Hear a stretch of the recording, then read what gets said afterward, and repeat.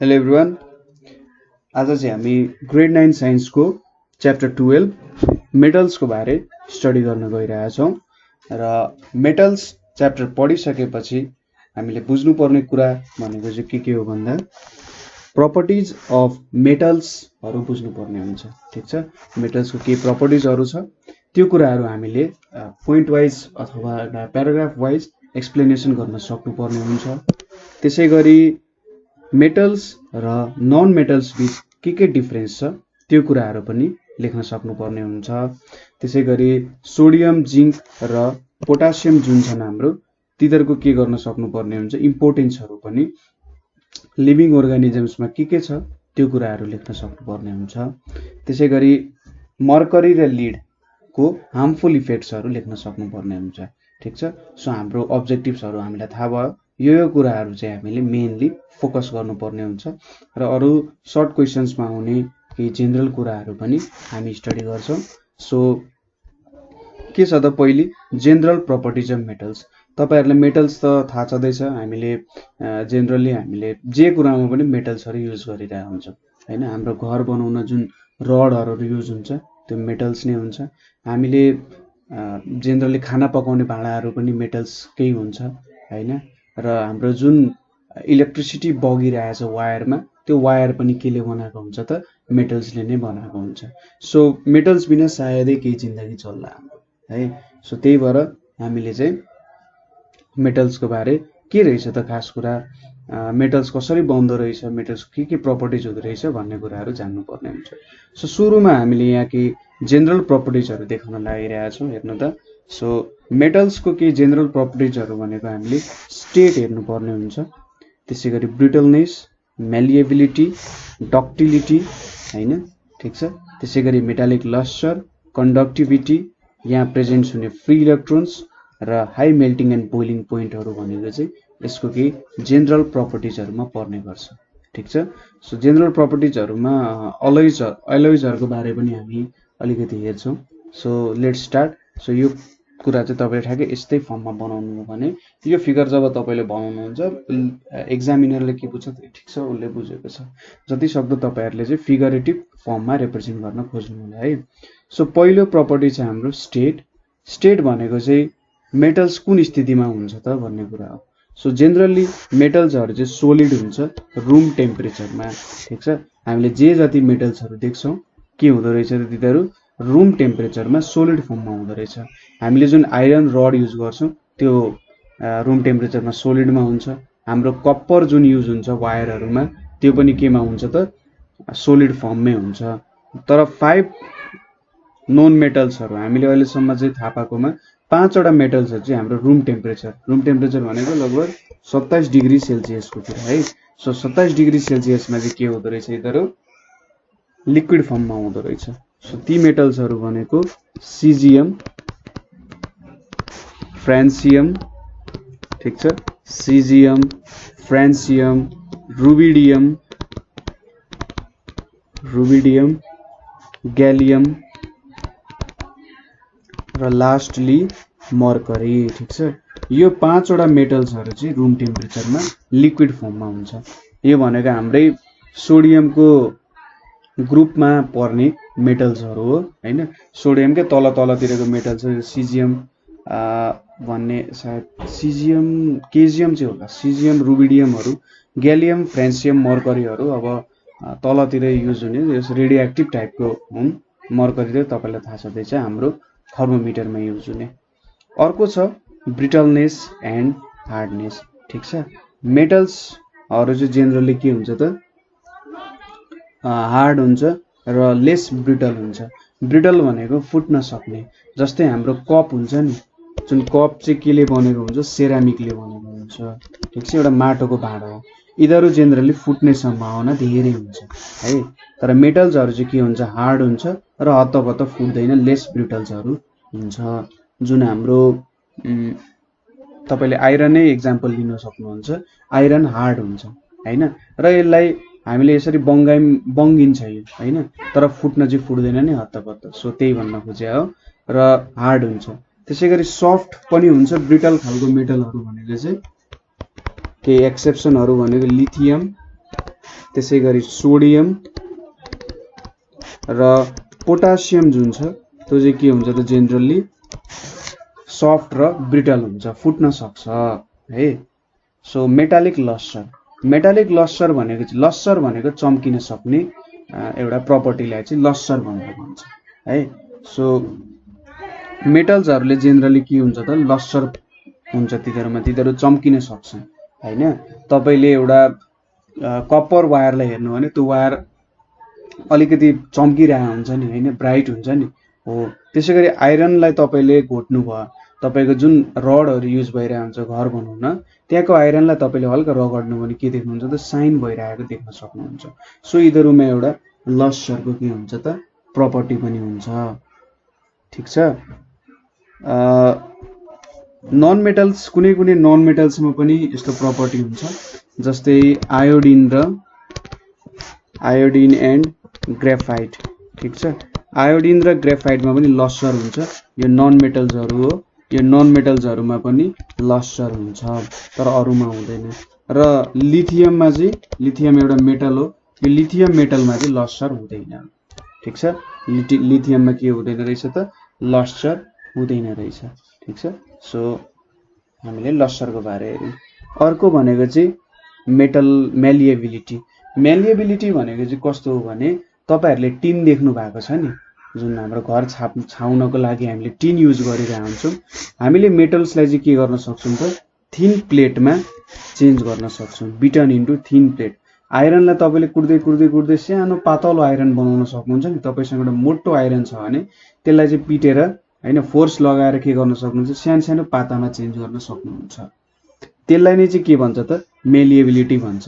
यदि मेलिएबिलिटी थिएन भने हाम्रो युटेन्सिल्सहरु बन्दैन थिए, घरको भाँडाहरु बन्दैन थिए हैन, ठीक छ। सो यो चाहिँ मेलिएबिलिटी भयो। मेलिएबिलिटी भनेको मेटल्सहरुकै प्रपर्टी हो। हामीले चाहिँ नन मेटल्सहरुमा जेनरली मेलिएबिलिटी देख्न सक्दैनौं है। सो युटेन्सिल्सहरु बनाउन काम दिन्छ यो प्रपर्टीको कारण। एउटा मेन युज भनेको युटेन्सिल्सहरु बनाउन काम दिन्छ। त्यसैगरी अर्को छ डक्टिलिटी।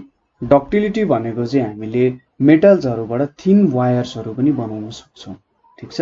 के गर्न सक्ने रहेछौं, थिन वायर्स पनि बनाउन सक्ने रहेछौं। So property by which metals can be turned into wires is called ductility, ठीक छ। सो वायर्स मेटल्स को एउटा यस्तो प्रपर्टी जसको कारण चाहिँ हामी यसलाई थिन वायर्सहरुमा बनाउन सक्छौं, त्यसलाई के भन्छ डक्टिलिटी भन्छ। यो प्रपर्टीहरु हामीले आइरनमा देख्न सक्छौं। त्यसैगरी कपर वायरहरु हुन्छ नि, हामीले जुन वायरहरु इलेक्ट्रिसिटी पास गर्ने युज गर्छौं तिनीहरुमा देख्न सक्छौं र एल्युमिनियमहरुमा देख्न सक्छौं। मोस्टली मेटल्सहरुमा देख्न सकिन्छ। केही एक्जाम्पल्सहरु भयो, हामीले जनरल देख्ने एक्जाम्पल्सहरु भयो। र नन मेटल्सहरु जुन छ, नन मेटल्समा चाहिँ डक्टिलिटीको प्रपर्टी हुने गर्दैन है। त्यसैगरी कन्डक्टिभिटी। कन्डक्टिभिटी भनेको चाहिँ के हो भन्दाखेरि कन्डक्टर्सहरुले हिट एन्ड इलेक्ट्रिसिटी कन्डक्ट गर्न सक्छ। गुड कन्डक्टर्सहरु छ भने तिनीहरुले हिट एन्ड इलेक्ट्रिसिटी मजाले पास गर्न सक्छन्। र यो गुड कन्डक्टर्सहरु भनेको जेनरली मेटल्स नै हुन्छ। तपाईले एउटा मेटल लिनु, यो मेटलमा यो साइडमा के गर्नु त आगो लाउनु। तपाईले एकछिन पछि थाहा पाउनुहुन्छ कि यहाँको एन्ड पनि के छ त तातिरहेको छ भनेर थाहा पाउन सक्नुहुन्छ। सो त्यहाँ यो पोइन्टबाट यताको पोइन्टसम्म के भयो, हिट ट्रान्सफर भयो नि हो। यो भनेको गुड कन्डक्टर अफ हिट भयो। त्यसैगरी तपाईहरुले चाहिँ जुन कपर वायर छ, कपर वायरमा सजिलै इलेक्ट्रिसिटी पास गर्न सक्नुहुन्छ। आइरनमा पनि पास गर्न सक्नुहुन्छ, एल्युमिनियममा पनि पास गर्न सक्नुहुन्छ हैन। सो मेटल्सहरु भनेको good conductors of heat and electricity हुन्छ, ठीक छ। बुझ्नुभयो, मेटल्सहरु generally good conductors of heat and electricity हुन्छ। एउटा ग्रेफाइट भन्ने एउटा नन मेटल छ। यो ग्रेफाइट भनेको चाहिँ के हुन्छ त, यसले इलेक्ट्रिसिटी कन्डक्ट गर्न सक्छ। यो ग्रेफाइट भनेको तपाईको पेन्सिल हुन्छ नि, पेन्सिलको जुन लिड हुन्छ त्यहाँनेरि जुन एउटा कालो जुन हुन्छ नि जुनले हामी लेख्छौं, त्यो ग्रेफाइटले बनेको हुन्छ है।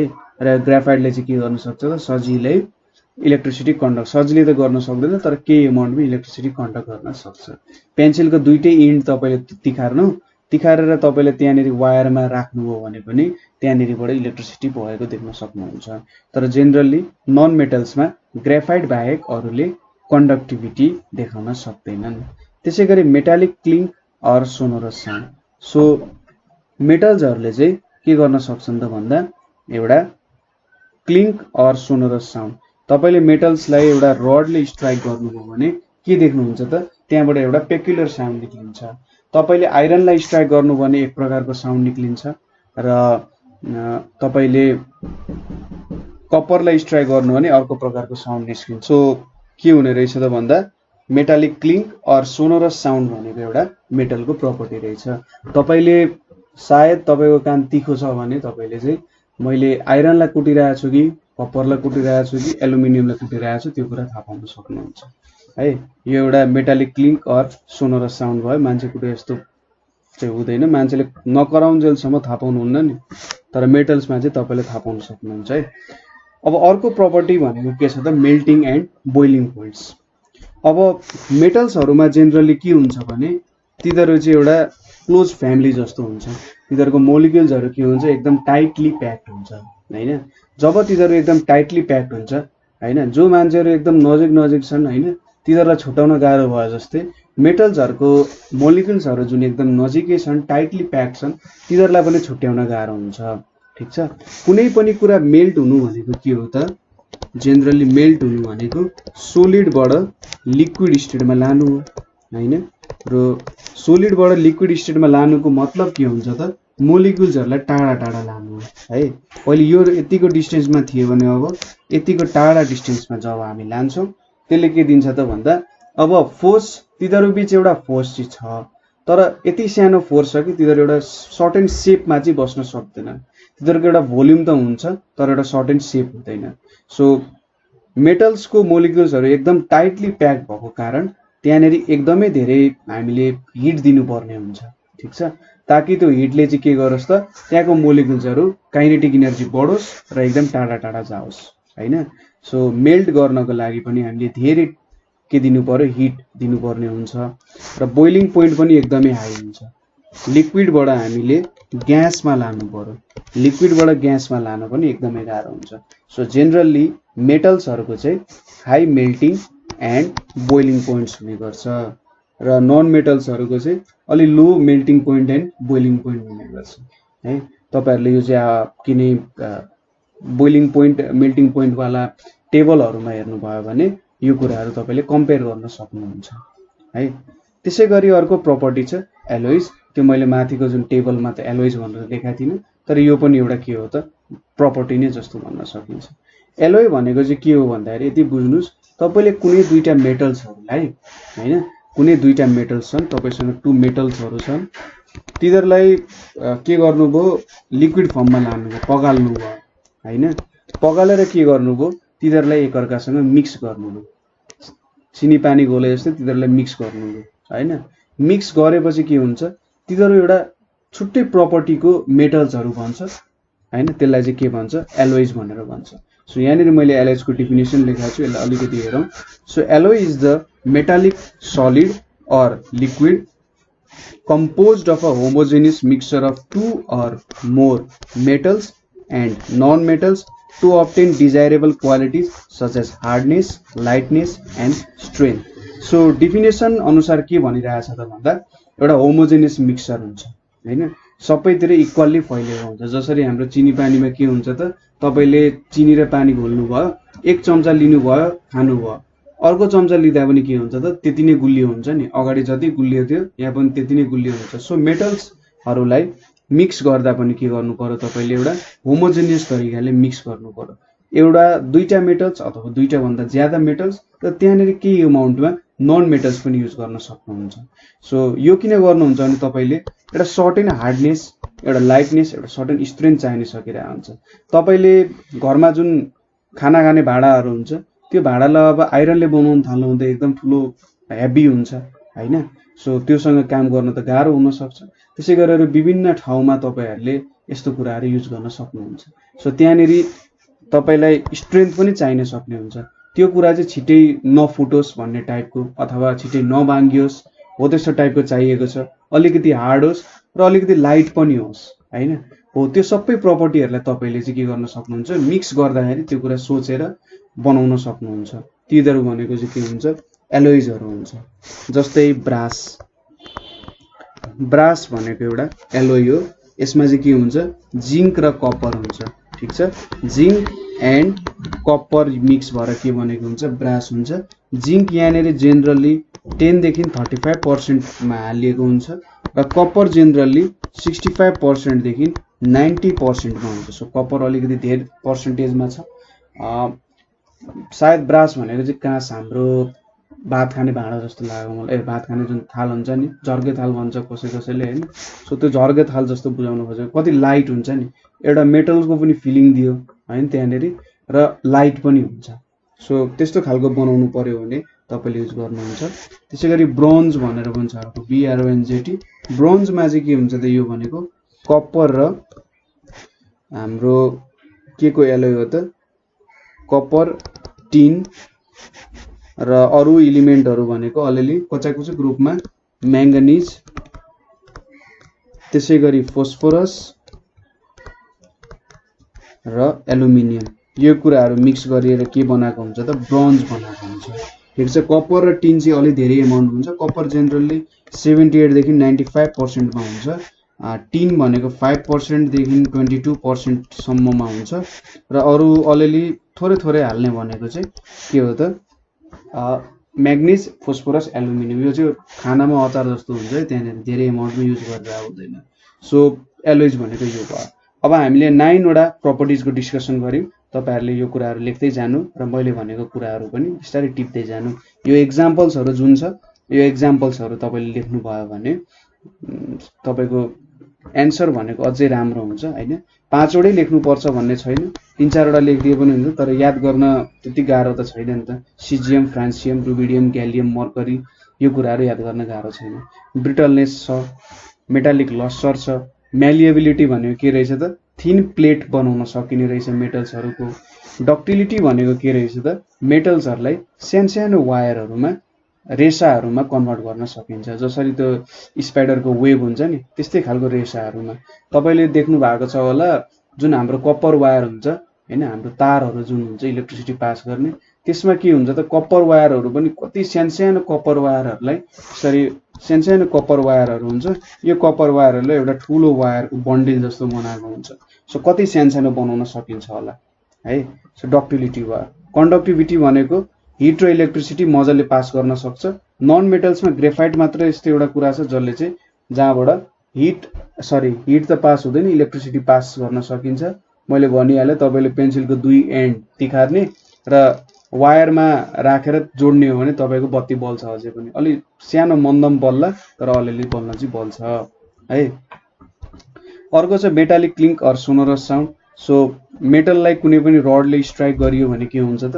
त्यहाँबाट एउटा सर्टेन पेक्युलर साउन्ड निस्किन्छ एउटै खालको रड युज गर्नु भने जस एक प्रकारको साउन्ड निक्लिन्छ हैन त्यो भनेको चाहिँ के हो metallic clink or sonorous sound र melting points and boiling points छ melting points and boiling points generally मेटल्सको हाई हुन्छ किन भन्दा यिनीहरु क्लोजली एकदम टाइटली प्याक्ड छन् एलोइज छ अर्को एलोइज भनेको चाहिँ के हुन्छ त मेटालिक सोलिड अर लिक्विड एउटा सर्टेन हार्डनेस लाइटनेस र स्ट्रेन्थको हामीले मेटालिक सोलिड अर लिक्विड छ जुन चाहिँ एउटा homogeneous mixture of two or more metals and non मेटल्सले बनेको छ त्यसलाई के भन्छ त एलोइज भनेर भन्न सकिन्छ है ठीक छ यो कुराहरु तपाईहरुले चाहिँ आफ्नो एन्सर शीटमा अथवा अहिले भर्खरै मैले भने अनुसार तपाईले सार्न सक्नुहुन्छ ठीक छ यो प्रपर्टीहरु चाहिँ जेनरली सोधिराख्न सक्छ है त्यसैले यो कुराहरु चाहिँ सार्नु होला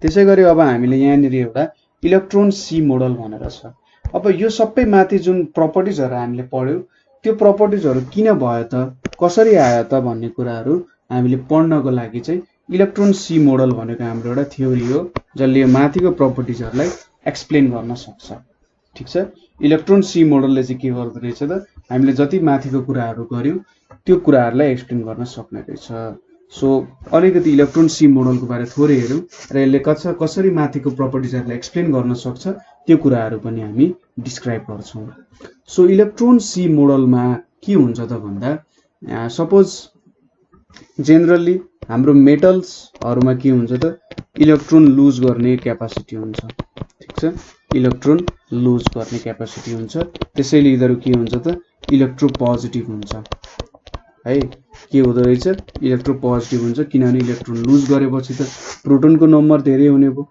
प्रोटोनको नम्बर धेरै भएपछि इलेक्ट्रोपोजिटिभ भयो सपोज मैले एल्युमिनियम र क्याल्सियमको तपाईहरुलाई स्ट्रक्चर देखाउन खोजे यहाँनेरि अफ बाउ प्रिन्सिपल युज हुन्छ सो अफ बाउ प्रिन्सिपलको लागि तपाईले क्लासिफिकेसन अफ एलिमेन्ट्स जुन हाम्रो एलिमेन्ट्स भन्ने एउटा त्यहाँ च्याप्टर छ क्लासिफिकेसन अफ एलिमेन्ट्स त्यो कुरामा हेर्नु होला सो यसको स्ट्रक्चर भनेको जस्तै नम्बर 13 हुन्छ यसको एटोमिक नम्बर सो यसमा इलेक्ट्रोन पनि 13 वटै हुन्छ so 1s square 2s square 2p6 3s square 3p1 यतिको लेभलमा बन्यो अरु त केही पनि छैन क्याल्सियमको कति हुन्छ 20 हुन्छ so 1s square 2s square 2p6 3s square 3p6 4s square हुन्छ ठीक छ सो यस्तो खालको शेपमा बन्ने रहेछ सो यहाँबाट हामीले के देख्न सक्छौं त भन्दा हेर्नु त एल्युमिनियमको यो के सेल भयो यो एल सेल भयो यो एम सेल भयो त्यसैगरी यो के cell L cell LA M cell र यो एन सेल हुने भयो हैन यतापटि 3d0 हुन्छ 3d0 केही पनि इलेक्ट्रोन छैन सो मतलब भएन हामीलाई सो यहाँनेरि हामीले के देख्न सक्छौं क्याल्सियमको लास्टमा भ्यालेन्स इलेक्ट्रोन्स कतिवटा हुँदो रहेछ दुईटा त्यसैगरी एल्युमिनियमको केसमा कतिवटा हुँदो रहेछ तीनवटा हुँदो रहेछ सो उलाई स्टेबल हुनको लागि त 5 वटा इलेक्ट्रोन यदि उले गेन गर्ने हो भने स्टेबल हुन्छ तर उले 3 वटा इलेक्ट्रोन लुज गर्यो भने नि स्टेबल हुन्छ सो 3 वटा इलेक्ट्रोन लुज गर्न सजिलो हो नि त 5 वटा गेन गर्न भन्दा त्यसैगरी क्याल्सियमको अन्तिममा दुईटा इलेक्ट्रोन छ भनेपछि उलाई 6 वटा इलेक्ट्रोन गेन गर्नु भन्दा त दुईटा इलेक्ट्रोन लुज गर्न सजिलो हो त्यही भएर के हुन्छ यिनीहरुले मेटल्सहरुले चाहिँ के गर्छन् त इलेक्ट्रोन लुज गर्छन् ठीक छ बुझ्नु भयो होला इलेक्ट्रोन्सहरु सजिलै लुज गर्यो भने यिनीहरु के हुन सक्छन् त स्टेबल हुन सक्छन् सो स्टेबल हुनको लागि के गर्छन् यिनीहरुले इलेक्ट्रोन लुज गर्छन् इलेक्ट्रोन लुज गरेपछि यिनीहरु इलेक्ट्रोपोजिटिभ हुन जान्छन् र जुन इलेक्ट्रोन्सहरु लस्ट भयो ठीक छ यसरी जुन इलेक्ट्रोन्सहरु लस्ट भयो यिनीहरुलाई चाहिँ के भन्छ त फ्री इलेक्ट्रोन्स भनेर भन्छ ठीक छ के भन्दो रहेछ त फ्री इलेक्ट्रोन्स भन्छ यसरी जुन इलेक्ट्रोन्सहरु लुज गर्यो यसले ताकि उ चाहिँ इलेक्ट्रोपोजिटिभ होस् अथवा सरी इलेक्ट्रोपोजिटिभ भन्दा पनि स्टेबल होस् स्टेबल हुनको लागि उले इलेक्ट्रोन्स लुज गर्छ र इलेक्ट्रोपोजिटिभ हुन्छ नि हो त्यो भनेको चाहिँ के हो त अब जुन इलेक्ट्रोन्सहरु निस्क्यो त्यसलाई फ्री इलेक्ट्रोन्स भनेर भन्छ अब फ्री इलेक्ट्रोन्सहरु कसरी बसिरहेछन् होला त भन्ने कुराहरु यहाँ थोरै हेरौं सपोज मैले पोजिटिभ चार्जहरुलाई चाहिँ पर्पल रङले रिप्रेजेन्ट गर्न गइरहेछु सो यसरी मेरो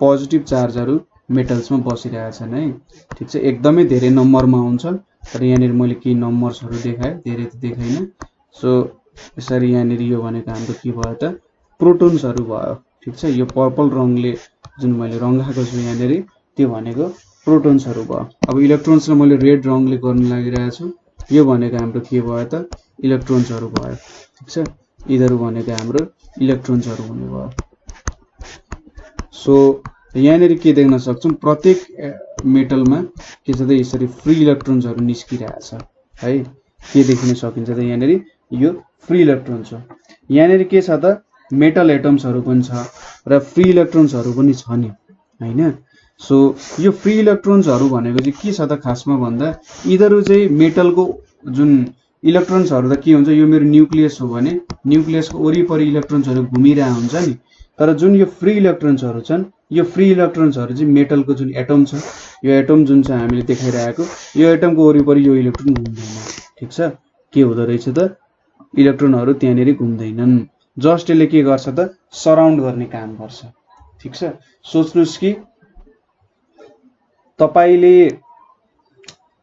कुनै पनि पानी लिम हामीले पानी भनेको हाम्रो इलेक्ट्रोन जस्तो भयो त्यहाँनेरि केही हिडिरहेछ सपोज माछाहरु हिडिरहेछ भने त्यो भनेको हाम्रो इलेक्ट्रोन्सहरु जस्तो भयो हैन सो पानीले के गरिरहेछ त माछालाई पुरै घेरेर रहेछ नि सो यो फ्री इलेक्ट्रोन्सले पनि के गर्छ त हरेक मेटल एटम्सले के गरिरहेछ त घेरेर राखेको छ अब यो मेटल एटम्सहरु भन्दा नि आयन्सहरु भयो चार्ज्ड पार्टिकल्सहरु भयो किन त भन्दा इलेक्ट्रोन्स लुज गरिसकेपछि त यहाँनेरि के भयो त पोजिटिभ चार्ज डेभलप भयो नि त हैन, एउटा चार्ज डेभलप भयो एटममा।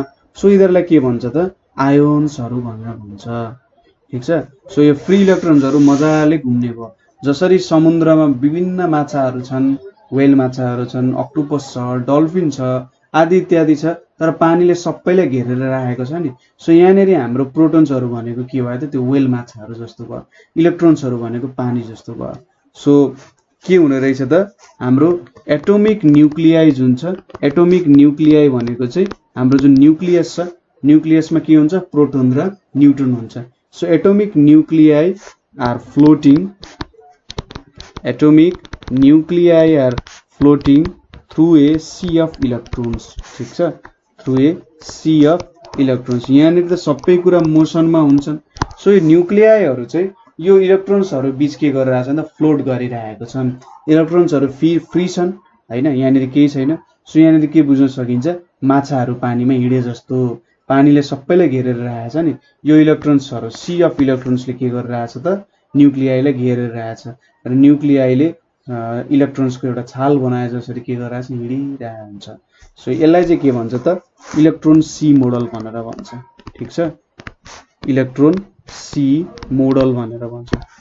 सो यो इलेक्ट्रोन सी मोडलमा चाहिँ जेनरली के हुने रहेछ त भन्दा यसले स्टेट गर्ने भनेको चाहिँ स्टेटमेन्ट भनेको चाहिँ the metal atoms in solid crystal, metal atoms in solid crystal lose their valence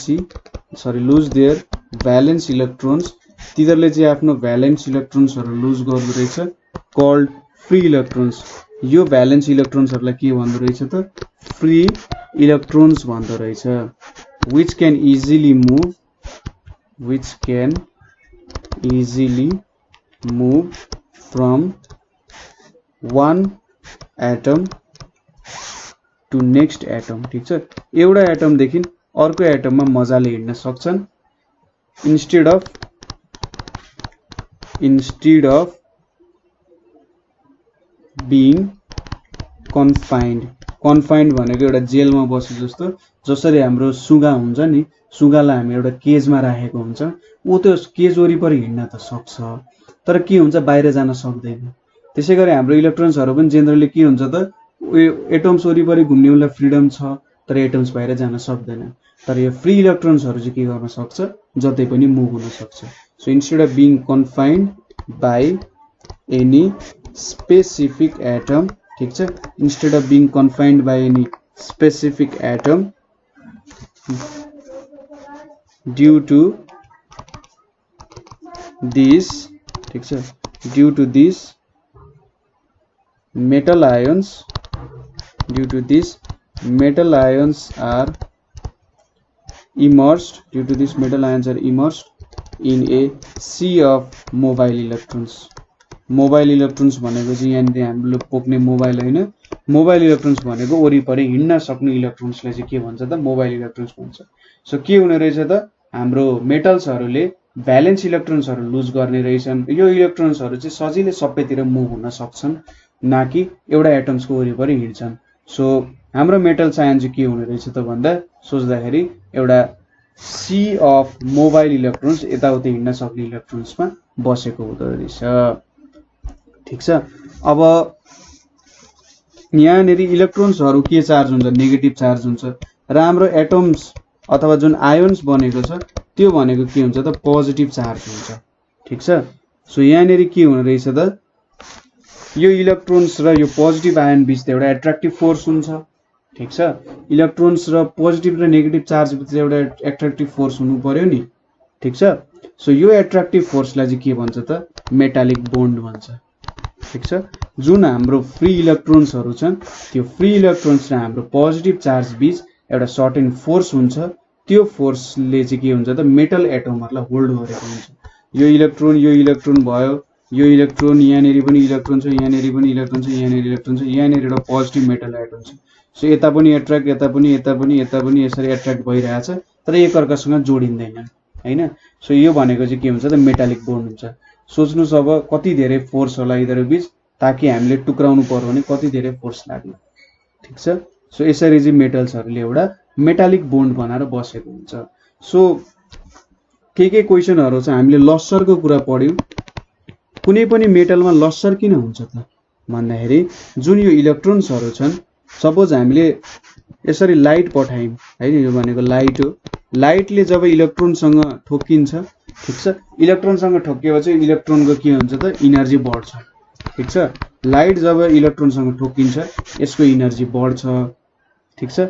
electron energy बढ्छ, यो धेरै भाइब्रेट हुन थाल्छ, ठीक छ। इनर्जी बढेपछि भाइब्रेट हुन्छ हुन्छ हुन्छ हुन्छ हुन्छ र यसले के गर्छ त इनर्जी फेरि बाहिर फाल्दिन्छ, ठीक छ। इनर्जी फेरि के गर्दिन्छ, बाहिर फाल्दिन्छ र यो इनर्जी चाहिँ के हुन्छ, लाइटको रूपमा हामी देख्छौं, ठीक छ। सो के हुने रहेछ, इलेक्ट्रोन्सले सपोज लाइट फल भएपछि तपाईले राति त मेटल चम्केको देख्न सक्नु हुँदैन त्यतिकै, जब लाइट हुन्छ त्यति बेला त धेरै चम्केको देख्न सक्नुहुन्छ नि हैन। सो यहाँ पनि के हुन्छ त, इलेक्ट्रोन्सले लाइट अब्जर्भ गर्छ, लाइट एब्जर्भ गरेपछि उसले इनर्जेटिक हुन्छ, भाइब्रेट हुन थाल्छ, भाइब्रेट भएपछि फेरि एकछिन पछि उसले इनर्जी बाहिर फाल्दिन्छ in the form of light. So त्यही भएर हामी के देख्छौं त, मेटल्सहरु चाहिँ साइनी देख्छौं, चम्किरहेको देख्न सक्छौं है। त्यसैगरी अर्को प्रपर्टी छ यसको मेलिएबल एन्ड डक्टाइल। किन मेटल्सहरु मेलिएबल एन्ड डक्टाइल छन् भन्ने कुरा हो। मेलिएबल भनेको के हो त, यिनीहरुलाई चाहिँ थिन शीटमा बनाउन सकिन्छ। टिनलाई जसरी हामी यो घर छाउने कति पातलो हुन्छ नि, त्यसैगरी डक्टाइल्स भनेको वायर्समा कन्भर्ट गर्न सकिन्छ, थिन वायर्सहरुमा। के छ त भन्दाखेरि जुन हाम्रो सपोज यसरी के छ त भन्दा सी अफ इलेक्ट्रोन्सहरु बसिरहेछ यहाँनेरि। सपोज यो मेरो पोजिटिभ चार्ज भयो, यसरी मैले पोजिटिभ चार्जहरु बनाए यहाँनेरि। अब यहाँनेरि के छ त इलेक्ट्रोन्सहरु छ, यसरी इलेक्ट्रोन्सहरु बसेको छ। अब यो फोर्स चाहिँ के छ त नन डाइरेक्सनल हुन्छ, जुनै डाइरेक्सनमा पनि हुन सक्छ, एउटै डाइरेक्सनमा छ भनेर भनिदैन, ठीक छ। यहाँदेखि यहाँ पनि हुन्छ, यहाँदेखि यहाँ पनि हुन्छ, यहाँदेखि यहाँ यस्तो खालको फोर्सहरु भइरहेको हुन्छ, ठीक छ। जुनै पनि डाइरेक्सनमा यो फोर्सहरु हुन सक्छ। सो नन डाइरेक्सनल हुन्छ। सो यसको कारण के हुन्छ त, मेटल आयोन्स र इलेक्ट्रोन्सको बीच एउटा युनिफर्म फोर्स भइरहेको हुन्छ, ठीक छ। सबैतिर एउटा फोर्स लागिरहेछ भनेपछि सपोज तपाई एउटा बाटोमा हिँडिराख्नु भएको छ, तपाईलाई सबैतिरबाट कसैले ठेलिरहेछ भने तपाई कतै पनि हिँड्न सक्नु हुँदैन नि, त्यस्तै कुरा हो। यहाँ पनि सबै बीच एउटा सर्टेन फोर्स छ, सबैतिर युनिफर्म छ। सपोज अब हामीले बाहिरबाट के लगायौं अरे, फोर्स लगायौं, जस्तै तपाईले के ह्यामरले ठोक्न थाल्नु भयो अरे, जब तपाईले ह्यामरले ठोक्न थाल्नुहुन्छ नि के हुन सक्छ त भन्दा यो चाहिँ यसरी स्लाइड हुन सक्छ, ठीक छ। यतापट्टि हल्का सर्किन सक्छ, अथवा सोच्नुस् कि तपाईले जब टङ्ग हान्नुहुन्छ नि, सपोज बेलुनमा तपाईले पानी राख्नु भएको छ, बेलुनलाई तपाईले जब थिच्नुहुन्छ, यो बेलुन भयो, यसलाई थिच्दाखेरि यस्तो शेपमा आउँछ नि हैन।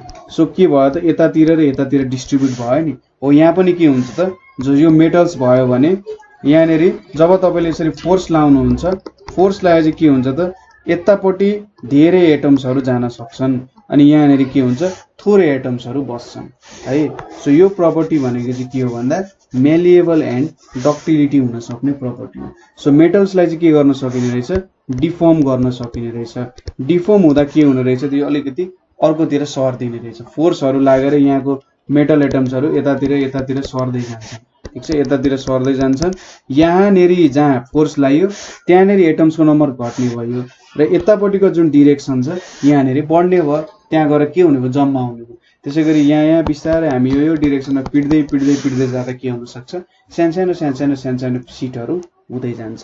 सो यसरी चाहिँ हामीले मेलिएबल एन्ड डक्टाइल प्रपर्टी पनि हेर्न सक्छौं। त्यसैगरी अर्को छ कन्डक्टिभिटीको प्रपर्टी।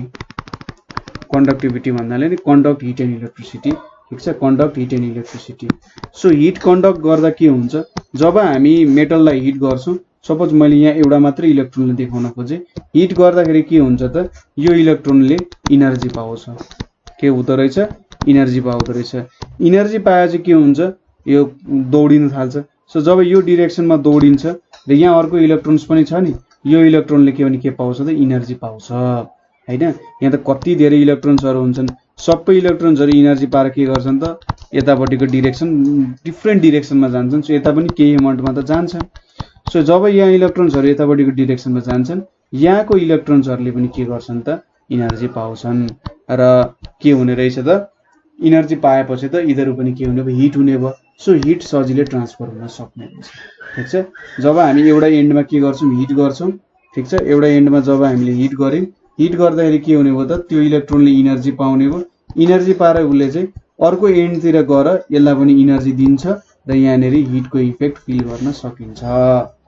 त्यसै गरी इलेक्ट्रिसिटी कसरी बुझाउन सकिन्छ त भन्दा, त्यहाँनिर त कति धेरै फ्री इलेक्ट्रोन्सहरू छ नि। इलेक्ट्रिसिटी कसरी ट्रान्सफर हुन्छ भन्दाखेरि त्यहाँबाट हामीले चार्जहरू पठाउन सक्यौँ भने। ठिक छ, सो जुन फ्री इलेक्ट्रोन्सहरू छ त्यो त कुनै पनि एटमसँग टाँसिएर बसेको छैन, सो यिनीहरू मजाले ट्रान्सफर हुन सक्छन् नि। सो यो धेरै फ्री इलेक्ट्रोन्सहरूको बीच के हुन्छ त, सजिलै ट्रान्सफर कस्तो गरिदिन्छ भन्दा यहाँ एउटा फिल्ड भन्ने कुरा लाग्छ। सोच्नुहोस्, यहाँनिर पोजिटिभ चार्ज छ, यतापट्टि नेगेटिभ चार्ज छ। यहाँनिर के छ, हाम्रो इलेक्ट्रोन्सहरू छ, फ्री इलेक्ट्रोन्सहरू छ। अब इलेक्ट्रोन्स र प्रोटोन्स भनेको त अपोजिट चार्ज भयो, र नेगेटिभ चार्ज भनेको त इलेक्ट्रोनसँग सेम चार्ज रिपेल हुन्छ। इलेक्ट्रोन्स यता जान खोज्छ, पोजिटिभ चार्ज पनि छ भने यतापट्टि स्वाट जान्छ क्या, यो डिरेक्सनमा नसोची ऊ गइदिन्छ। सो एउटा पोइन्टबाट एउटा अर्को पोइन्टसम्म त चार्ज गयो नि, सो यो के भयो त, इलेक्ट्रिसिटी हुन गयो। ठिक छ, यसरी दुईटा एन्डमा जब मैले मेटल्स राखेँ, यहाँनिर नेगेटिभ चार्ज लागिरहेछ भने यसलाई यतापट्टि रिपेल गरिदिन्छ, र यहाँनिर पोजिटिभ चार्ज छ भने त सबै इलेक्ट्रोन्सहरू अभियसली यता जान खोज्छन् नि। हो, त्यो भएर के भन्न सकिन्छ त, यहाँनिर इलेक्ट्रिसिटी कन्डक्ट भयो भनेर पनि भन्न सकिन्छ है। सो यसरी हामीले दुई तीनवटा लस्सर कसरी हुन्छ, मेलिएबल डक्टाइल कसरी हुन्छ, र यहाँनिर हिट र इलेक्ट्रिसिटी कसरी कन्डक्ट गर्छ भन्ने कुरा पनि हामीले यहाँनिर हेर्यौँ। अब हामीले डिफ्रेन्स बिट्विन मेटल्स र नन मेटल्स बिच के डिफ्रेन्स छ त, त्यो कुराहरू पनि थोरै प्रपर्टिजहरू हामीले हेर्नुपर्ने हुन्छ। सो लस्सरको कुरा छ सुरुमा। ठिक छ, मेटल्सहरू जेनरली के हुन्छ त, साइनिङ सर्फेस हुन्छ तिनीहरूको। हामीले त कज पनि हेऱ्यौँ नि कसरी साइनिङ सर्फेस हुन्छ, तर नन मेटल्सहरूको साइनिङ सर्फेस हुँदैनन्। ठिक छ, आयोडिन र ग्रेफाइट बाहेक जेनरली साइनी सर्फेसेस हुन सक्दैन, लस्सर हुँदैन। त्यसै गरी हार्डनेस, मेटल्सहरू जेनरली हार्ड हुन्छन् एक्सेप्ट सोडियम, लिथियम, पोटासियम हुन्छ। यिनीहरू कुराहरूलाई चाहिँ चक्कुले नै काट्न सकिन्छ, यो मेटल्सहरूलाई चाहिँ चक्कुले काट्न सकिन्छ, नभए अरू मेटल्सहरू जेनरली हार्डै हुन्छन्। त्यसै गरी नन मेटल्स जेनरली सफ्ट हुन्छन्। तर डायमन्ड भन्ने जुन कुरा छ, हिरा भन्ने कुरा चाहिँ नेचरमा फाइन्ड हुने सबसे के हो त, हार्डेस्ट सब्सटेन्स हो है। सो हार्डनेसको कुरा यो भयो। स्टेट भनेको जेनरली मेटल्सहरू सोलिड हुन्छन्, तर मर्करी, फ्रेन्सियम, सिजियम, ग्यालियम जस्तो कुराहरू चाहिँ के हुन्छ, लिक्विडमा हुने गर्छ है। र नन मेटल्सहरू चाहिँ सोलिड, लिक्विड, ग्यास जे फर्ममा पनि हुन सक्छन्। ठिक छ, सोलिड, लिक्विड, ग्यासहरू जे फर्ममा पनि हुन सक्छन्। त्यसै गरी मेलिएबिलिटी छ। मेलिएबिलिटी भनेको के हो त, यिनीहरूलाई सानो पातामा, थिन सिड्समा राख्न सकिन्छ। ठिक छ, तर नन मेटल्सहरूलाई मेलिएबल हुँदैनन्, तिनीहरू मेलिएबिलिटीको प्रपर्टी फलो गर्दैनन्। डक्टिलिटी भनेको मेटल्सहरूलाई सानो वायर्सहरूमा राख्न सकिन्छ, तर नन मेटल्सहरू डक्टाइल हुँदैन। त्यसरी conductor of heat and electricity छ। मेटल्सहरू भनेको generally good conductor of heat and electricity हुन्छ। जेनरली लिड र मर्करी चाहिँ अलिकति कम हुन्छन्, तर यिनीहरूले पनि के गर्न सक्छन्, हिट र इलेक्ट्रिसिटी कन्डक्ट गर्न सक्छन्।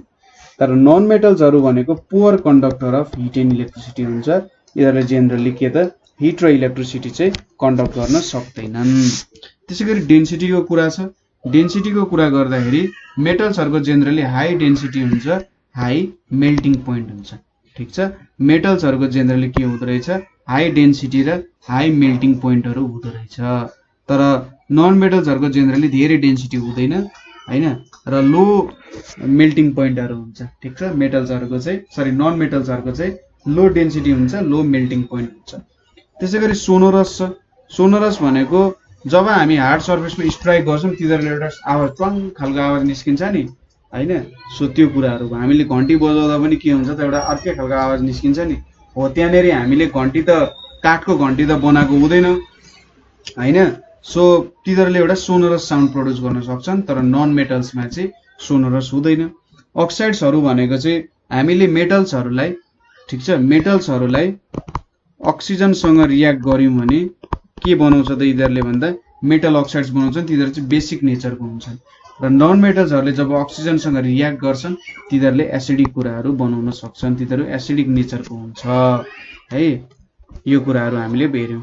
यो प्रपर्टीहरू तपाईँले लेख्नु होला है, मैले यो भिडियो पज गर्नु होला र यो प्रपर्टीहरु लेख्नु होला सरी डिफरेन्सेसहरु बनाएर लेख्नु होला प्रपर्टी पनि लेख्नु र यो डिफरेन्सेसहरु लेख्नु ताकि सबै मजाले बुझियोस् एउटा सर्टेन फर्मेटमा होस् है सो पज गर्नु अनि लेख्नु होला सो लेख्नु भयो होला है सो अब हामीले जिंकको बारे हेर्न गइरहेका छौं ठीक छ हामीले दुईटा अब्जेक्टिभ्स त फुलफिल गरिसक्यौं सो डिफरेन्सेस बिट्विन मेटल्स र नन मेटल्स हेर्यौं र मेटलको प्रपर्टिजहरु हेर्यौं अब जिंक को काम केमा आउँछ त्यो कुरा हेर्नु पर्ने छ सो जिंक भनेको जनरली ट्रेस एलिमेन्ट भन्छ यसलाई ठीक छ यसलाई किन ट्रेस एलिमेन्ट भन्छ त भन्दा जब सपोज एउटा ट्रेस एलिमेन्ट हुन्छ ठीक छ एउटा ट्रेस एलिमेन्ट हुन्छ अर्को भनेको के हुन्छ त मेजर एलिमेन्ट्स हुन्छन् ठीक छ मेजर एलिमेन्ट्स र ट्रेस एलिमेन्ट्स भनेर हुन्छ मेजर एलिमेन्ट्स भनेको चाहिँ हाम्रो शरीरमा धेरै अमाउन्टमा प्रेजेन्ट भएको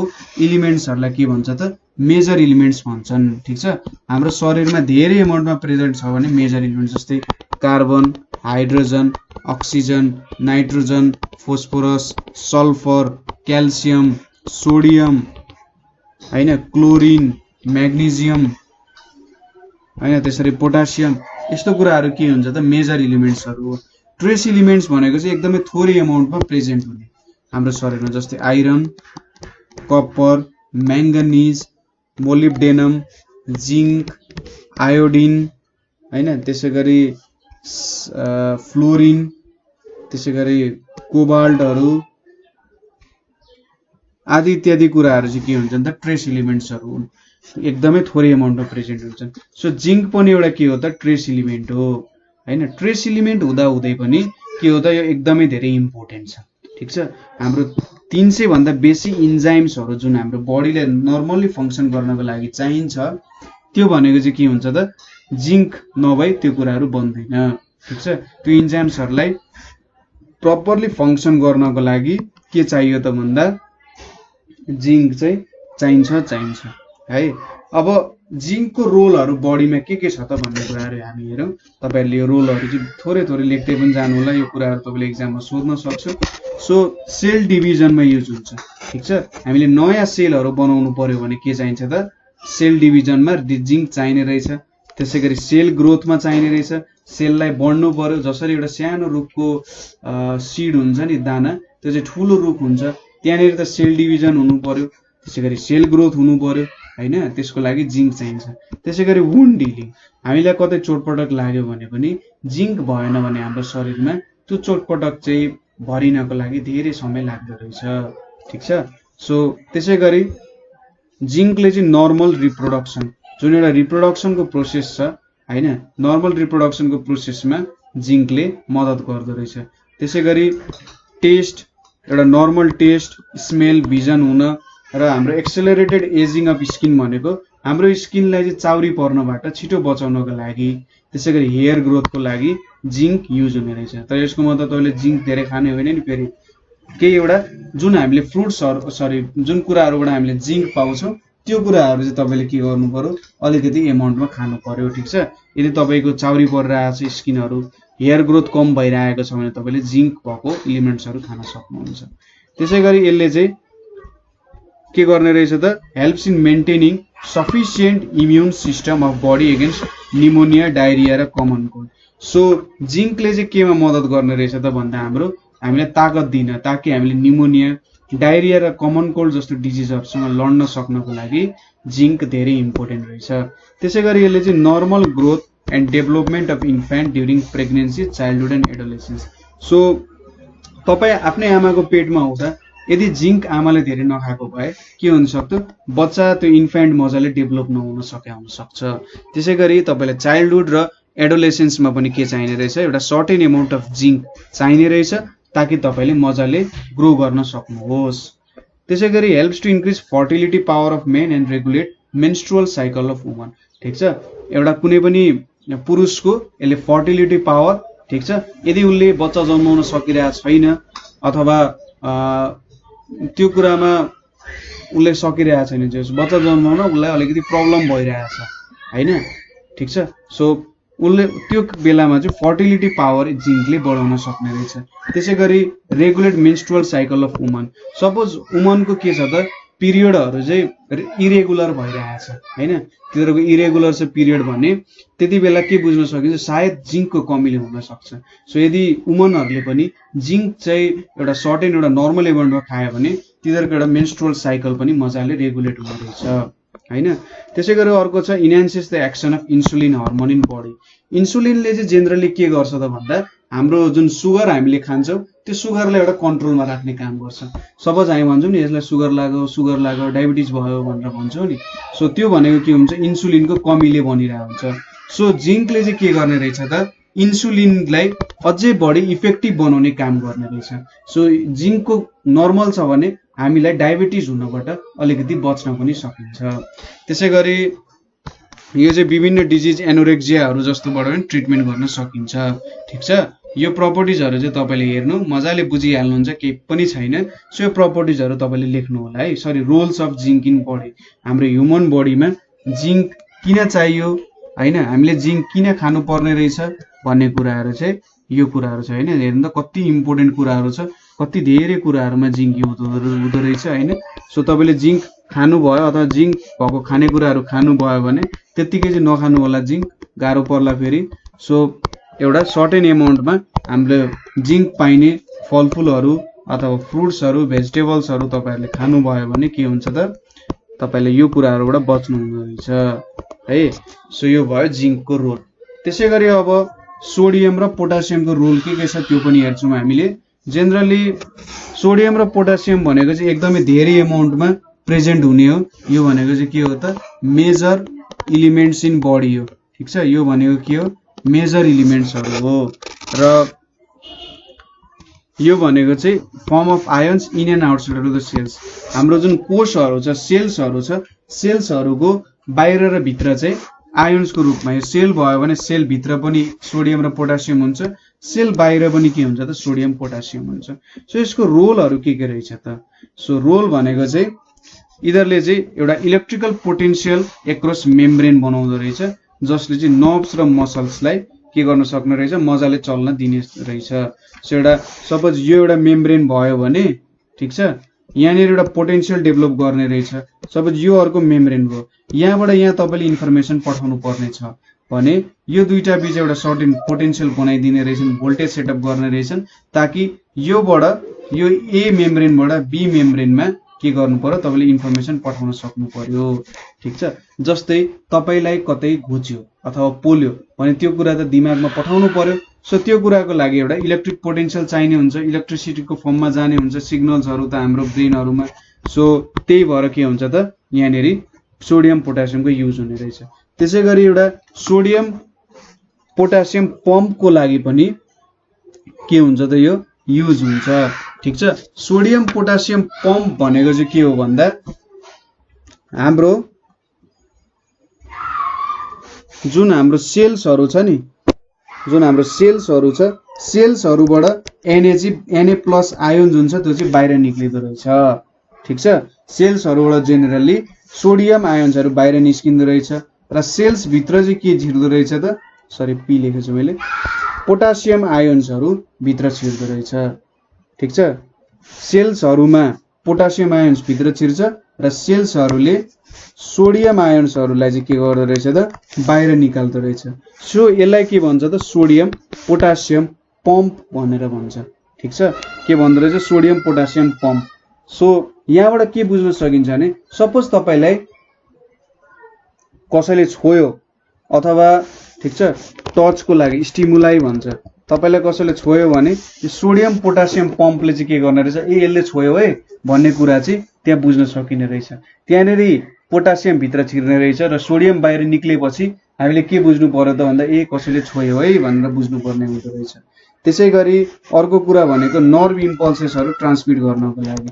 ठिक छ, हाम्रो नर्भबाट जुन विभिन्न सिग्नल्सहरू आउँछ त्यो पनि यो सोडियम पोटासियम पम्पकै कारण चाहिँ हुँदो रहेछ है। सो सोडियम पोटासियम पम्पको लागि पनि सोडियम पोटासियम त चाहियो। त्यसै गरी सोडियमले चाहिँ के गर्दो रहेछ त भन्दा हाम्रो फ्लुइड्स जुन बडीमा छ त्यसलाई रेगुलेट गर्ने, थोरै भयो भने धेरै बनाउने, धेरै भयो भने थोरै बनाउने काम सोडियमले गर्दो रहेछ। त्यसै गरी मसल कन्ट्र्याक्सन, ठिक छ, मसलहरूलाई खुम्चिनु पर्यो भने पनि के हुँदो रहेछ त, सोडियमले हामीलाई हेल्प गर्दो रहेछ। त्यसैगरी सोडियम र पोटासियमले चाहिँ वाटरको एमाउन्ट के गर्ने रहेछ, रेगुलेट गर्ने रहेछ र ब्लडको पीएच भ्यालु चाहिँ गर्ने रहेछ। एउटा ब्लडको पीएच भ्यालु ब्यालेन्स भएन भने नि सोच्नुस् तपाईको बडी एकैछिनमा डाइ आउट हुन्छ है। के हुने रहेछ, एकैछिनमा चाहिँ डाइ आउट हुन सक्ने रहेछ। सो यसको लागि पनि के चाहियो त, हाम्रो सोडियम र पोटासियम नै चाहियो। त्यसैगरी potassium ions are also important in maintaining blood pressure and heart functioning. So potassium ions चाहिँ मजाले प्रेजेन्ट छ, एउटा सर्टेन एमाउन्टमा प्रेजेन्ट छ भने तपाईलाई चाहिँ त्यसले ब्लड प्रेसर मेन्टेन गर्न र हार्ट फङ्सनिङ मेन्टेन गर्न पनि के हुँदो रहेछ त, काम दिँदो रहेछ। बुझ्नुभयो। त्यसैगरी अर्को छ मर्करी। अब हामीले राम्रो कुराहरू हेर्यौँ, थोरै हाम्रो शरीरलाई घातक हुने कुराहरू बारे पनि हेर्यौँ।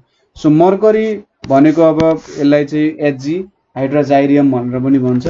यो चाहिँ जेनरली लिक्विड स्टेटमा हुन्छ।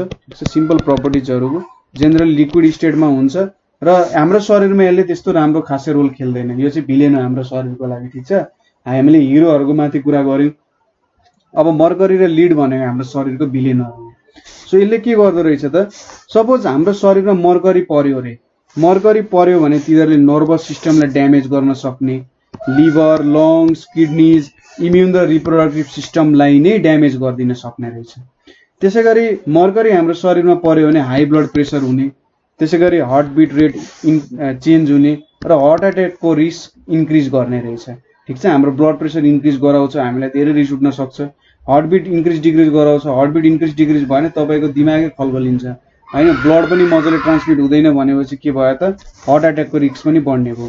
त्यसै गरी तपाईँको स्पिच, बोल्ने, सुन्ने, हिँड्ने र तपाईँको बिहेभियर नै के गरिदिने रहेछ त, बिगारिदिने रहेछ। तपाईँको सोच्ने क्षमता, हिँड्ने क्षमता, बोल्ने क्षमता होइन, अरूसँग बिहेभ गर्ने क्षमताहरू, एउटा व्यवहार गर्ने क्षमताहरू नै यसले टुक्राइदिने रहेछ।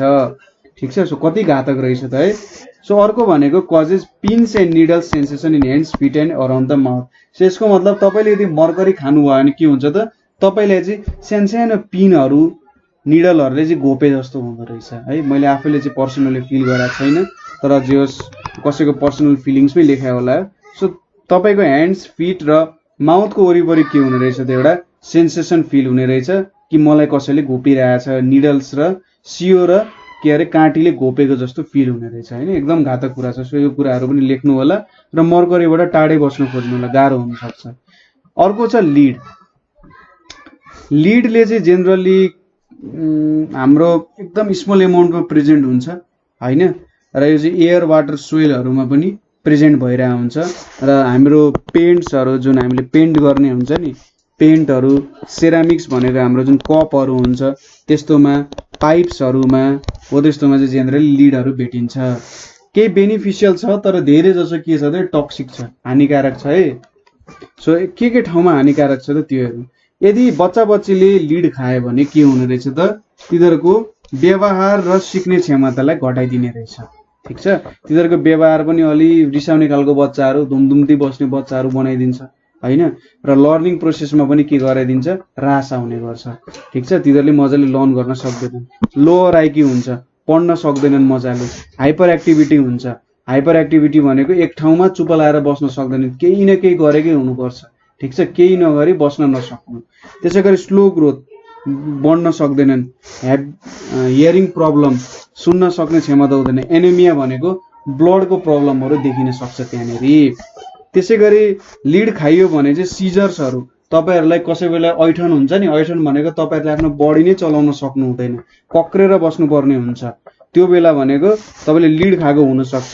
त्यसै गरी कोमामा तपाईँले अब तपाईँको सास त चलिरहेछ, तपाईँको मुटु चलिरहेछ, तर तपाईँले के गर्न सक्नुहुन्न त, बोल्न सक्नु हुँदैन, केही कामै गर्न सक्नु हुँदैन, हस्पिटलको बेडमा बस्नु परिरहेछ। सो त्यस्तो पनि हुनसक्छ र मृत्यु पनि हुनसक्छ। त्यसै गरी हाम्रो हड्डीमा चाहिँ यदि लिड पुग्यो भने ब्लड सेल्सहरू बनाउन नसकिने रहेछ। ठिक छ। ब्लड सेल्स हाम्रो आरबिसी, डब्लुबिसी, प्लेटलेट्सहरू बनाउन सकिएन। आरबिसी बनाउन सकिएन भने के हुन्छ, हाम्रो ब्लड बडीले अक्सिजन बेसी क्याप्चर गर्न सक्दैन र हामी दुब्लो पातलो हुँदै जान्छौँ, रेस्पिरेसन प्रोसेस मजाले हुँदैन। डब्लुबिसी बनाउन सकेन भने हाम्रो रोगसँग लड्ने क्षमता घट्न जान्छ।